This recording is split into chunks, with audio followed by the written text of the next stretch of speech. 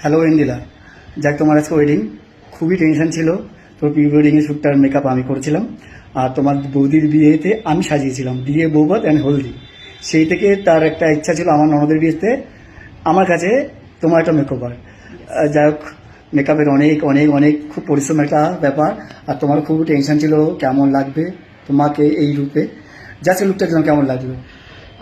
First of all thank you আমার পাগলামিটা সহ্য করার জন্য আর আমার এত ট্যান্ড্রাম সহ্য করার জন্য। অ্যান্ড আমি রিয়েলি স্যাটিসফাইড। আমি যেরকম বনেদি লুক চেয়েছিলাম আমি এক্স্যাক্টলি ওরকম পেয়েছি।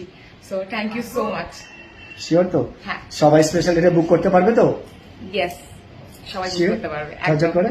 একদম। আচ্ছা, এটা আর বিশেষ করে হচ্ছে ওই আই ডাউন, আমি আই যে মেকআপটা একটা ওই চয়েসে, আর খুব কম আমি রেয়ার এইভাবে আই করি। জাস্ট যেটুকু ওর আইডিয়া দিয়েছে সত্যি অসাধারণ। একটু আইটা ডাউন করো।